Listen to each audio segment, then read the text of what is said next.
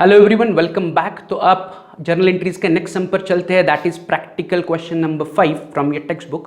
क्या कह रहे हैं? Generalized the following transaction in the books of Kunal store. तो हमें कुणाल स्टोर के बुक्स में जर्नल एंट्रीज देनी है। सिंपल। तो पहले जर्नल का फॉर्मेट रेडी करो। सबने किया ही होगा, मैंने कल बताया था आपको कि आज हम प्रैक्टिकल क्वेश्चन 5 सॉल्व कर रहे हैं। तो ऊपर में लिखूंगा in the books of Kunal store. Next line पर क्या लिखूंगा? जर्नल। एंड डेट कॉलम में मैं लिखूंगा 2018 अगस्त। राइट। तो ये मेरा फॉर्मेट रेडी है। अब मैं एक एक करके ट्रांजैक्शन को डिस्कस करता हूँ, उसके डेबिट क्रेडिट के एलिमेंट सेग्रीगेट करता हूँ, फिर हम जर्नल एंट्रीज पास करते हैं। तो पहला transaction, purchase goods of ₹90,000 at 10% trade discount and 10% cash discount from Rakesh and 1/3 amount received by cheque. अब वो क्या कह रहे हैं, ध्यान से सुनो कि आपने गुड्स परचेज किए। कितने रुपए के गुड्स परचेज किए? 90,000 के गुड्स परचेज किए, जिस पर आपको 10% ट्रेड डिस्काउंट मिला। मतलब 90,000 में से आपको 10% कम करके गुड्स आपने खरीदे। आपने क्या किया? इमीडिएटली उसका पैसा दिया, बट 1/3 पैसा दिया, राइट, एंड चेक से दिया। मतलब आपने पूरा पैसा दिया क्या?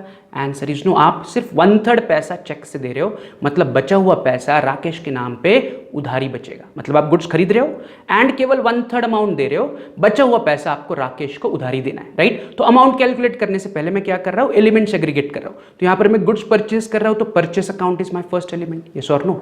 अब गुड्स परचेज करके मैंने चेक से पैसा दिया, तो bank account is my second element. But मैंने पूरा पैसा दिया क्या? नहीं, मैंने केवल 1/3 अमाउंट दी। मतलब अभी भी 2/3 अमाउंट मुझे राकेश को देनी बाकी है। तो राकेश अकाउंट मेरा तीसरा एलिमेंट बना। Is it clear? तो ये 3 एलिमेंट क्लियर है सबको। अब डेबिट क्रेडिट की बात करते हैं। तो मैं गुड्स परचेस कर रहा हूं, तो purchase account is debit. Debit what comes in, goods खरीद रहा हूं तो परचेस अकाउंट डेबिट। अब मैंने गुड्स परचेस करके उसके बदले में पैसे दिए एंड थोड़ी अमाउंट उधारी बची। तो अगर परचेस डेबिट है तो bank is credit and Rakesh is also credit. Purchase के ऑपोजिट ये दोनों है। मैंने गुड्स खरीदा, 1/3 पैसा दिया, 2/3 नहीं दिया। राइट। तो परचेस डेबिट है तो बैंक क्रेडिट होगा एंड राकेश अकाउंट भी क्रेडिट होगा। तो ये क्लियर है सबको यहां तक? आगे बढ़ते हैं। मैं कैलकुलेशंस करूंगा। अब कैलकुलेशन में मैं कितने रुपए के गुड्स खरीद रहा हूं? तो मैं 90,000 रुपीज की गुड्स खरीद रहा हूं। माइनस मुझे उस पर 10% का ट्रेड डिस्काउंट मिल रहा है। तो 90,000 का 10% इज 9,000। So 90 minus 9। मैंने नेट गुड्स कितने के परचेस किए? 81,000 के। Is it clear? अब इस 81,000 के जब मैंने गुड्स खरीदे, तो ये मैंने पूरे 81,000 रुपीज पे किए क्या? Answer is no. मैंने केवल 1/3 अमाउंट पे की। राइट। अब जो कैश डिस्काउंट के बारे में वो कह रहे हैं, अब कैश डिस्काउंट मुझे पूरे 81,000 पे नहीं मिलेगा। मुझे कैश डिस्काउंट केवल उतने ही अमाउंट पे मिलेगा जितना अमाउंट मैं पे कर रहा हूं। Getting what I am saying? मुझे पूरे अमाउंट पे कैश डिस्काउंट नहीं मिलेगा। कैश डिस्काउंट तभी मिलता है जब आप पैसा पे करते हो। So cash discount will be given only on those amount which I am paying. Is it clear? तो अगर मैं 81,000 की तरफ देखता हूं तो मुझे 81,000 राकेश को देने, तो मैंने पूरे 81,000 दिए क्या? Answer is no. मैंने 81,000 में से केवल 1/3 अमाउंट राकेश को पे की। तो 81,000 का 1/3 बना 27,000। Is it clear? तो मैंने राकेश को केवल 27,000 रुपीज पे किए, बट अगेन ये 27,000 मैंने पूरे पे किए क्या? Answer is no. इस 27,000 में अब मुझे 10% कैश डिस्काउंट, जितना पैसा मैं पे करूंगा उस पर ही कैश डिस्काउंट मिलेगा। तो 27,000 पे मुझे और 10% कैश डिस्काउंट मिलेगा। तो 27,000 माइनस 10% कैश डिस्काउंट, तो 27,000 का 10% बना 2,700। तो फाइनली मेरे जेब से कैश या चेक कितने का जाएगा? तो मेरे जेब से 24,300 का चेक जाएगा। तो amount paid by cheque is 24,300 and cash discount received is 2,700. Right. तो ये 1/3 हिसाब हुआ। तो उस तरफ 2/3 बाकी बचे। तो 2/3 यानी कि कितना बाकी बचा? तो 81,000 माइनस 27,000, यानी कि मुझे अभी भी राकेश को देने बाकी है। तो मुझे राकेश को देने बाकी है अभी भी 54,000 रुपीज। राइट। मैंने टोटल 81,000 रुपीज की गुड्स खरीदे after deducting trade discount. Right. Trade discount हमेशा माइनस होगा, फिर जो नेट अमाउंट बचेगी। 81,000 में से मैंने 1/3 पे किया, यानी कि 27,000 पे किया, लेकिन उसमें भी मुझे 10% कैश डिस्काउंट मिला। यस और नो? एंड अब बचे हुई अमाउंट आउट ऑफ 81,000 27,000 का हिसाब हो गया, तो बचे कितने? 54,000 मुझे अभी भी राकेश को देने बाकी है। राइट। यहां पर आपको और एक चीज याद रखनी कि यहां पर कैश डिस्काउंट है जो मैं 1/3 अमाउंट पे कर रहा हूं। तो मेरा चौथा एलिमेंट बना कैश डिस्काउंट, जिसे मैं डिस्काउंट रिसीव्ड अकाउंट कहूंगा। क्या कहूंगा? डिस्काउंट रिसीव्ड अकाउंट, क्योंकि मैं पैसा देते वक्त मुझे डिस्काउंट मिल रहा है। तो मेरा चौथा element is discount received account. Right. अब मेरे 3 एलिमेंट तो यहां पर क्लियर है। कौन से? परचेस डेबिट है, फिर बैंक क्रेडिट है, राकेश क्रेडिट है, एंड मुझे चौथा एलिमेंट मिला डिस्काउंट रिसीव्ड अकाउंट। इस डिस्काउंट रिसीव्ड को मैं डेबिट करूंगा या क्रेडिट करूंगा, तो मैंने फिर से कहा है कि discount always goes hand in hand with cash. तो यहाँ पर कैश की जगह सिर्फ बैंक है, बैंक इज क्रेडिट, तो discount received will also be credit, right. तो discount received account is credit for me, right. तो ये मेरे डेबिट क्रेडिट एलिमेंट सेग्रीगेटेड है, परचेस डेबिट है, बैंक क्रेडिट है, राकेश क्रेडिट है, डिस्काउंट रिसीव्ड क्रेडिट है। अमाउंट भी क्लियर है, परचेस मैंने कितने के गुड्स किए, 81,000 रुपीज के मैंने गुड्स परचेस किए, राइट। फिर मैंने चेक कितने का दिया, मैंने चेक 24,300 का दिया। राकेश के नाम पर अभी भी उधारी कितनी बाकी है, 54,000, एंड डिस्काउंट रिसीव्ड की अमाउंट कितनी है, 2,700। तो मेरी अमाउंट भी सेग्रीगेटेड है। तो मेरी 1 तारीख की जर्नल एंट्री इस प्रकार बनेगी, परचेसेस अकाउंट डेबिट 81,000, राइट। या चाहिए तो डेबिट की अमाउंट बाद में लिखो, purchases account debit, don't write the amount. To, मैंने बैंक से पैसे दिए तो to bank account 24,300, to Rakesh account 54,000 and to discount received 2,700। अब जितने भी क्रेडिट की आइटम्स है उनकी total is automatically nothing but 81,000। अगर आपको डाउट है कि परचेस 81 कैसे है, तो क्रेडिट जितने भी है, 3 क्रेडिट है तो मैंने 3 क्रेडिट की 3 अमाउंट लिख ली कि मैंने चेक कितने का दिया, तो मैंने चेक दिया 24,300 का, तो बैंक इज 24,300। फिर मैंने राकेश के नाम पर कितने उधार रखे, मैंने 1/3 दिए, यानी कि 2/3 नहीं दिए, मतलब राकेश को मुझे अभी भी 54,000 रुपीज देने बाकी है। एंड मुझे कैश डिस्काउंट जो मिला उससे मैं डिस्काउंट रिसीव्ड कह रहा हूं, वो है 2,700 रुपया। तो तीनों मिला के माई परचेसेस की total is nothing but 81,000। Is it clear? आगे बढ़े तो यहां पर मेरी पहली तारीख की जर्नल एंट्री कंप्लीट हो गई। इसका नरेशन में दूंगा, being goods purchased at 10% TD and paid 1/3 amount after 10% CD। TD मतलब ट्रेड डिस्काउंट, CD मतलब कैश डिस्काउंट। क्लियर है?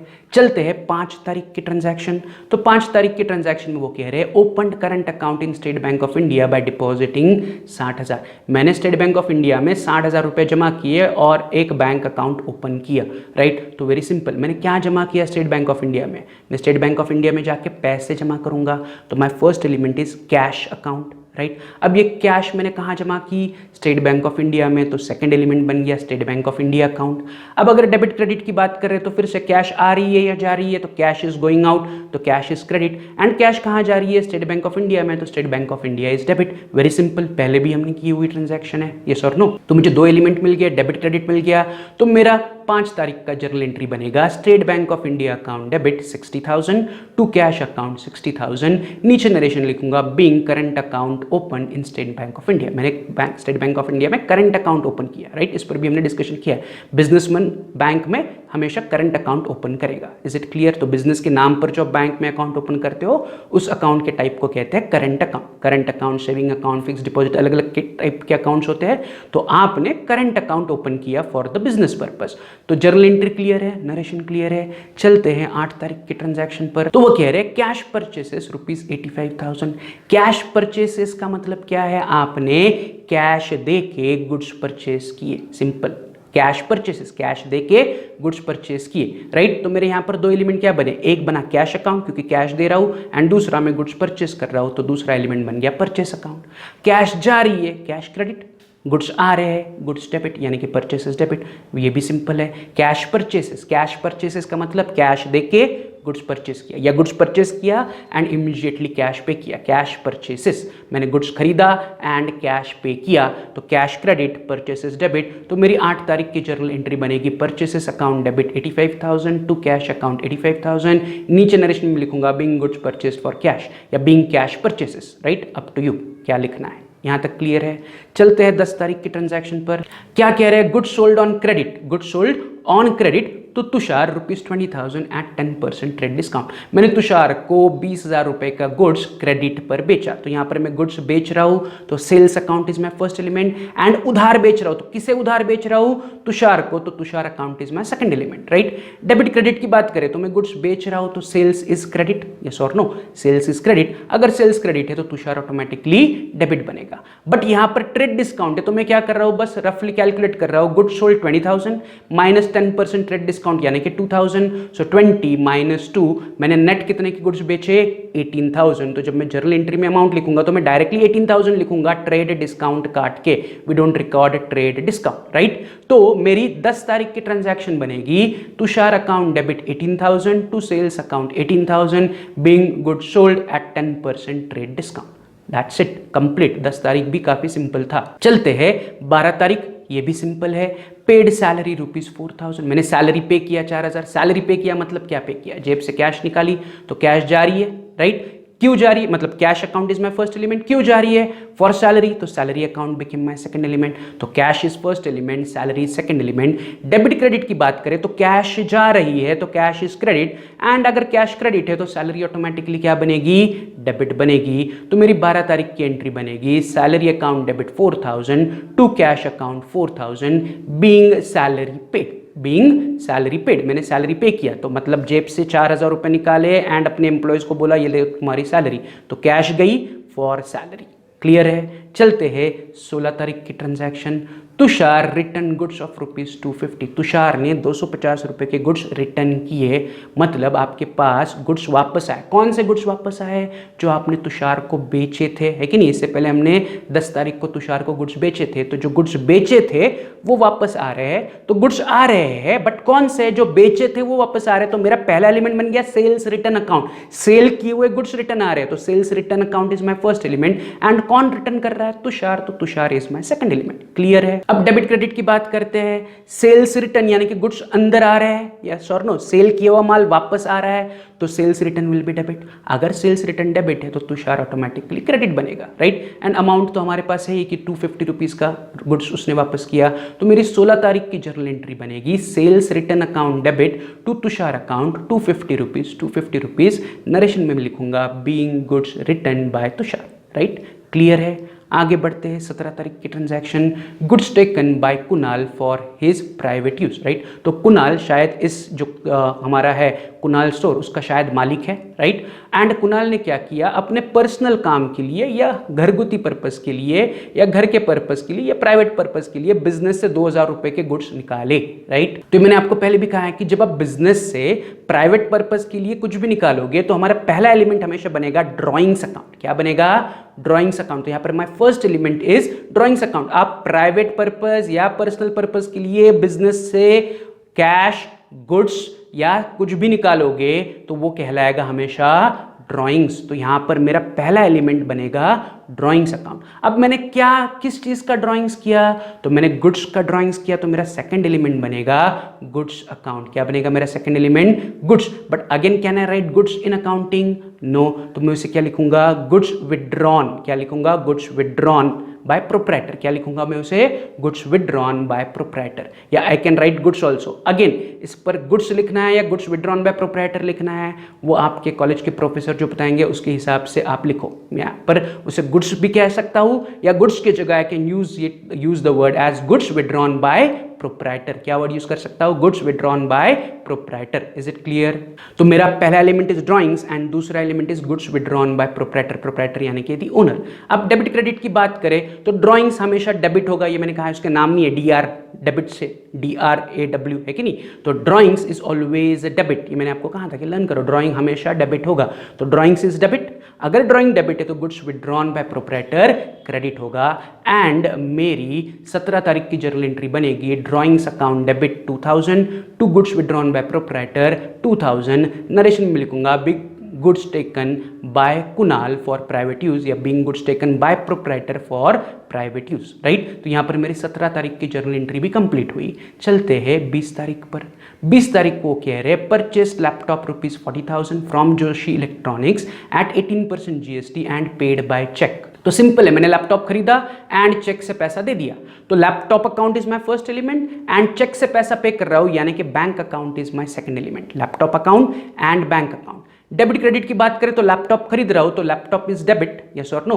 एंड बैंक से पैसा जा रहा है इसलिए बैंक क्रेडिट, या लैपटॉप डेबिट इसलिए बैंक क्रेडिट। सिंपल दो एलिमेंट है। बट यहां पर जीएसटी भी इन्वॉल्व है तो मैं जीएसटी का कैलकुलेशन कर रहा हूं। 40,000 का 18% जीएसटी बना 7,200, उसमें से सीजीएसटी बना 3,600, एसजीएसटी बना 3,600। अब सीजीएसटी एसजीएसटी डेबिट होगा या क्रेडिट होगा तो डिपेंड कि ये लैपटॉप के ऊपर है। हमने लैपटॉप खरीदा तो लैपटॉप इज डेबिट, तो सीजीएसटी भी डेबिट होगा एंड एसजीएसटी भी भी डेबिट होगा। अब मैं जब जर्नल एंट्री में लिखूंगा तो मैं इनको क्या कहूंगा, इनपुट, क्योंकि मैं लैपटॉप खरीद रहा हूं तो CGST and SGST became my input CGST and input SGST। तो मेरी 20 तारीख की जर्नल एंट्री बनेगी, laptop account debit 40,000, input CGST account debit 3,600, input SGST account debit 3,600, to मैंने चेक से पैसा दिया इसलिए टू बैंक अकाउंट, इन तीनों की total that is 47,200। Is it clear? To bank की अमाउंट कितनी आई? 47,200, 40,000 प्लस 3,600 प्लस 3,600, टोटल में बैंक से 47,200 रुपीज का चेक निकालूंगा। नीचे में नरेशन लिखूंगा, being purchase laptop at 18% GST and paid by cheque. Simple था ये भी। 20 तारीख। चलते हैं 22 तारीख। पेड रेंट या रेंट पेड बाय चेक 15,000, तो मैंने 15,000 रुपए रेंट के लिए पे किया चेक से, राइट। तो पहला एलिमेंट बकेम चेक यानी कि बैंक अकाउंट, चेक जा रहा है, मैं रेंट के लिए चेक जेब से निकाल के अपने ओनर को दे रहा हूँ, राइट, दुकान के ओनर को दे रहा हूँ, बोल रहा कि इस महीने का रेंट, राइट, उस पर मैंने नाम लिख लिया ओनर का।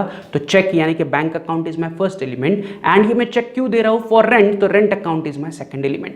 तो बैंक एंड रेंट ये मेरे दो एलिमेंट बन गए। अब डेबिट क्रेडिट की बात करें तो चेक जा रहा है यानी कि बैंक इज क्रेडिट, तो bank is credit and rent is automatically debit. अगर बैंक क्रेडिट है तो रेंट डेबिट है, तो सिंपल ट्रांजैक्शन है ये भी। तो 22 तारीख की मेरी जर्नल एंट्री बनेगी, rent account debit to bank account 15,000। Narration में मैं लिखूंगा being rent paid by cheque, being rent paid by cheque. तो ये भी सिंपल था। चलते हैं अगली ट्रांजैक्शन 25 तारीख। Purchased motor car worth ₹2 lakhs for cash at 18% GST and paid by bank. तो वो कह रहे हैं आपने मोटर कार खरीदा, 2 लाख की मोटर कार है, उस पर 18% GST और आपने बैंक से पैसा पे किया, राइट। तो GST का कैलकुलेशन बाद में करते हैं, पहले मैं क्या कर रहा हूं, क्या खरीदा? Motor car. तो मोटर कार आ रहा है तो motor car is my first element, and उसका पैसा मैंने बैंक से पे किया तो bank is my second element. Is it clear? Debit credit की बात करें तो मोटर कार में खरीद रहा हूं तो motor car is debit, motor car अगर डेबिट है तो बैंक ऑटोमेटिकली क्रेडिट बनेगा, एज सिंपल एज दैट। तो दो ही एलिमेंट है, डेबिट क्रेडिट, मोटर कार आ रही है, बैंक से पैसा जा रहा है, बट इसके साथ GST भी है। तो मैं पहले GST कैलकुलेट कर रहा हूं, 2 लाख रुपए पर 18% GST बनी 36,000। अगेन 36,000 में से आधी CGST आधी SGST यानी कि 18,000 is CGST and 18,000 is SGST। Total GST 36,000 है, आधा SGST आधा CGST। Is it clear? अब CGST SGST डेबिट होगा या क्रेडिट होगा? तो ये किस पर चार्ज हो रहा है GST? मोटर कार पर। तो मोटर कार डेबिट है तो ये GST भी डेबिट होगी, मतलब CGST भी डेबिट, SGST भी डेबिट। Is it clear? अब GST को मैं इनपुट कहूंगा या आउटपुट कहूंगा? तो यहां पर मैं मोटर कार खरीद रहा हूं यानी कि मोटर कार आ रही है तो motor car is coming in, तो ये दोनों मेरे लिए इनपुट CGST इनपुट SGST कहलाएगा। Is it clear? एंड अब मेरी 25 तारीख की जर्नल एंट्री बनेगी, motor car account debit 2 lakhs, right, 2 lakh की मोटर कार है, उसके साथ साथ input CGST account debit 18,000, input SGST account debit 18,000, सब मिला के मैंने बैंक से पैसा दिया टू बैंक अकाउंट, तीनों का टोटल 2,36,000। नरेशन में being purchased motor car, right, at 18% GST and paid by bank, right. तो ये भी काफी सिंपल ट्रांजैक्शन था, हमने पहले किया हुआ है तो इसमें कुछ नया नहीं है, राइट। चलते हैं 26 तारीख को। क्या कह रहे हैं? Goods distributed as free samples ₹4,000। आपने 4,000 रुपए के goods as a free sample distribute किए, तो ये हमने पहले भी डिस्कस किया हुआ है, तो मैं यहाँ पर आपको क्विकली बता रहा हूँ। मैंने गुड्स को as a free sample distribute किया, तो गुड्स आ रहे हैं या जा रहे हैं? तो गुड्स आर गोइंग आउट, तो goods account is my first element. And मैं फ्री सैंपल क्यों देता हूं? टू एडवर्टाइज माई प्रोडक्ट, तो advertisement is my second element, goods is first element, advertisement is second element. But again problem यह है कि जब मैं जर्नल एंट्री देने जाऊंगा तो मैं गुड्स को गुड्स नहीं कह सकता, है कि नहीं। तो यहां पर मैं गुड्स के जगह वर्ड यूज कर रहा हूं, goods distributed as free samples. तो गुड्स के रिप्लेसमेंट में मैं वर्ड क्या यूज कर रहा हूं? Goods distributed as free sample. तो मेरा पहला element is goods distributed as free samples and दूसरा element is advertisement account. Debit credit की बात करें तो गुड्स जा रहे हैं, I am distributing as free sample, तो गुड्स इज क्रेडिट, राइट। तो गुड्स क्रेडिट है तो एडवर्टाइजमेंट ऑटोमेटिकली क्या होगा? डेबिट होगा। Goods credit, advertisement debit, right. तो मेरी 26 तारीख की जर्नल एंट्री बनेगी, advertisement account debit 4,000 to goods distributed as free sample 4,000। Narration में मैं लिखूंगा being goods distributed as free samples, right. तो 26 तक सबको क्लियर है, आगे बढ़े। चलते हैं 28 तारीख के transaction. Purchase goods from Amit ₹60,000 on credit. Very simple, मैंने अमित से 60,000 रुपए के गुड्स उधार खरीदे, तो गुड्स खरीद रहा हूं तो purchase account is my first element, and मैं उधार खरीद रहा हूं फ्रॉम अमित से तो Amit account is second element. Goods खरीद रहा हूं तो परचेस इज डेबिट, अगर परचेस डेबिट है तो अमित क्रेडिट है, तो मेरी जर्नल एंट्री 28 तारीख की बनेगी। Purchases account debit 60,000 to Amit account 60,000, narration में लिखूंगा being goods purchased on credit. Simple, कुछ डाउट नहीं होना चाहिए इसमें, है कि नहीं? सिंपल था, गुड्स खरीदा, कैसे खरीदा, उधर एकदम बेसिक ट्रांजैक्शन था। 28 तारीख के बाद 30 तारीख paid by ECS that is electronic credit system, यानी कि मैंने अपने बैंक से पैसे पे किए to Amit 58,500 who allowed us 1,500 discount. तो अब मैं पैसा पे करते वक्त मुझे 1,500 रुपए डिस्काउंट मिल रहा है, मतलब ये कैश डिस्काउंट है।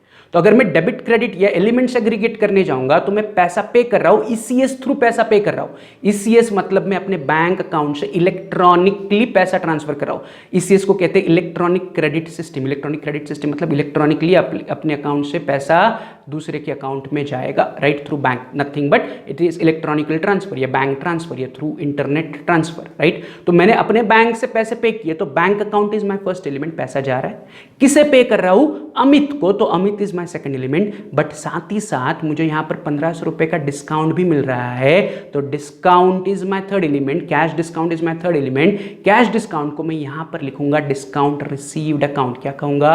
Discount received account. क्यों डिस्काउंट रिसीव्ड अकाउंट? क्योंकि मैं पैसा देते वक्त मुझे अमित से डिस्काउंट मिल रहा है। अमित बोल रहा है 1,500 रुपया कम पे करो, so when I am paying cash I am receiving discount, इसलिए जो तीसरा एलिमेंट है कैश डिस्काउंट उसे मैं डिस्काउंट रिसीव्ड अकाउंट कह रहा हूं। Is it clear? तो यहां पर 3 एलिमेंट है, मैं बैंक से पैसा दे रहा हूं, अमित को दे रहा हूं, तो bank is first element, Amit is second element, and discount यानी कि discount received account is my third element. अब अगर मैं डेबिट क्रेडिट की बात करूं तो बैंक से पैसा जा रहा है तो credit what goes out, bank account is credit. Bank credit है, ये पैसा किसे मिला? ऑपोजिट कौन है, किसे पैसा मिल रहा है? अमित को, तो अमित ऑटोमेटिकली डेबिट बनेगा। What about discount received? तो डिस्काउंट रिसीव्ड या discount, cash discount and cash goes hand in hand. तो यहां पर कैश मतलब बैंक से पैसा जा रहा है, तो बैंक अगर क्रेडिट है तो डिस्काउंट रिसीव्ड भी क्रेडिट होगा। Cash and discount goes hand in hand. अगर कैश क्रेडिट है तो डिस्काउंट भी क्रेडिट है, कैश डेबिट है तो डिस्काउंट भी डेबिट है, as simple as that, right. तो यहां पर bank credit, Amit debit and discount received is credit. तो यहां पर दो क्रेडिट है, एक डेबिट है। तो मेरी 30 तारीख की जर्नल एंट्री बनेगी अमित अकाउंट डेबिट, मैं अमाउंट नहीं लिख रहा हूं, टू बैंक अकाउंट 58,500 मैंने बैंक से पे किए, टू डिस्काउंट रिसीव्ड अकाउंट 1,500। तो दोनों क्रेडिट मिला के अमित की टोटल आएगी डेबिट की 60,000 रुपए। तो Amit account debit became 60,000 rupees. नीचे narration being paid by ECS to Amit in full settlement या being paid to Amit after cash discount, right. Is it clear? 30 तारीख तक क्लियर है सबको? 30 तारीख को और एक एंट्री है, तो 30 तारीख की अगली जर्नल एंट्री पे चलते हैं। Sold goods 5,000 at a loss of 1,000। मैंने गुड्स बेचे, राइट, बट बेचते वक्त मैंने 1,000 लॉस में बेचे। तो 5,000 रुपए के गुड्स थे, मैंने 1,000 लॉस में बेचे, मतलब मैंने 4,000 रुपए में गुड्स बेचे, right. We don't have to record a loss, हमें बस इतना ही रिकॉर्ड करना है कि मैंने गुड्स कितने में बेचे। तो 5,000 माइनस लॉस 1,000, मतलब मैंने 4,000 रुपए में गुड्स बेचे, राइट। तो अब मैं डेबिट क्रेडिट के आइटम से सेग्रीगेट कर रहा हूं, तो मैं गुड्स बेच रहा हूं, यानी कि sales account is my first element. But किसे बेचे? नहीं बताया। पैसे लेके बेचे? नहीं बताया। तो मैं फ्री में तो नहीं बेचता हूं, आई एम सेलिंग इट, मतलब मैंने पैसे लेके गुड्स बेचे होंगे, तो cash account became my second element. Is it clear? अब अगर मैं डेबिट क्रेडिट की बात करूं तो गुड्स सेल हो रहे हैं, गुड्स जा रहे हैं, तो सेल्स इज क्रेडिट। अगर सेल्स क्रेडिट है तो उसके बदले में कैश आ रही है, तो कैश इज डेबिट, राइट। तो 30 तारीख की जर्नल एंट्री और एक 30 तारीख की जर्नल एंट्री मेरी बनेगी कैश अकाउंट डेबिट, बट मैं अमाउंट में लिख रहा हूं 4,000, क्योंकि मैंने 5,000 माइनस 1,000 लॉस, यानी कि गुड्स को 4,000 में बेचे, लॉस को सब्ट्रैक्ट करके मैं 4,000 लिख रहा हूं कि मेरे कितने पैसे मिले। 5,000 के गुड्स 1,000 लॉस में बेचे, मतलब 4,000 रुपए मिलेंगे ना। तो cash account debit 4,000 to sales account 4,000। मुझे 1,000 रुपए लॉस कहीं पर रिकॉर्ड नहीं करना है, वो एंड में जब हम लास्ट प्रोसेस पे आएंगे, हमने प्रोसेस ऑफ अकाउंटिंग सीखा है, जब फाइनल अकाउंट्स बनाएंगे तो उसमें ये लॉस ऑटोमेटिकली आपको मिलेगा, राइट। तो अभी आपको लॉस का हिसाब नहीं करना है, आपको क्या हिसाब करना है, क्या आ रहा है, क्या जा रहा है और कितने में। तो यहाँ पर बस मैं पैसा लेके गुड्स को बेच रहा हूँ, इसलिए cash account debit 4,000 to sales account 4,000। Narration में मैं लिखूंगा बीइंग गुड्स सोल्ड, बस इतना ही लिखो, being goods sold. Is it clear? And अब 31 तारीख लास्ट एंट्री, सोल्ड गुड्स ₹20,000। तो फिर से वो कह रहे हैं सोल्ड गुड्स 20,000, तो sales account is my first element, but कैसे बेचा?